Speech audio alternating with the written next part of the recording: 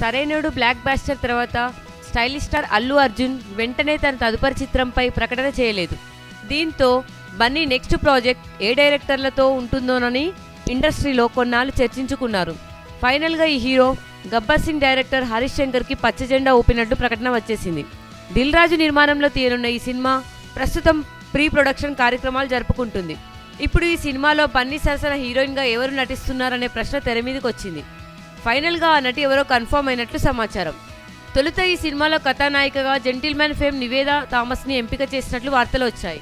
ఇప్పటికే హరీష్ ఆమెని సంప్రదించాడని, ఆమె కూడా గ్రీన్ సిగ్నల్ ఇచ్చేసిందని రూమర్లు చక్కర్లు కొట్టాయి. అయితే ఈ వార్తలో ఏమాత్రం వాస్తవం లేదని తేలిపోయింది. ఇందులో హీరోయిన్గా పూజా హెగ్డేని ఎంపిక చేసినట్టు తెలుస్తుంది. నాగచైతన్య సరసన ఒక లైలా కోసం సినిమాలో నటించిన పూజాకి ఆ మూవీతో నటిగా మంచి గుర్తింపు లభించింది. దాని తర్వాత వరుణ్ తేజ్ సరసన ముకుందాలోనూ నటించింది. ఈ 2 మూవీల తర్వాత పూజ తెలుగులో వేరే సినిమాలు కమిట్ కాలేదు. ఇప్పుడు బన్నీ మూవీలో నటించేందుకు ఆమె ఒప్పుకున్నట్లు తెలిసింది. రీసెంట్గా ఈ సినిమా కోసం ఆమెను సంప్రదించగా వెంటనే పచ్చజెండా ఊపేసిందట. త్వరలోనే ఈ విషయమై యూనిట్ నుంచి అధికారిక ప్రకటన వెలువడనుంది.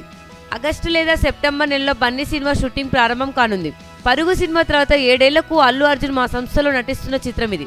అతని ఇమేజ్, బాడీ లాంగ్వేజ్కి సూట్ అయ్యే కథను హరీష్ సిద్ధం చేశారు అని నిర్మాత దిల్ రాజు రీసెంట్గా ఇచ్చిన ఇంటర్వ్యూలో చెప్పుకొచ్చారు. ఈ సినిమాకి దేవిశ్రీ ప్రసాద్ సంగీతం సమకూర్చనున్నాడు.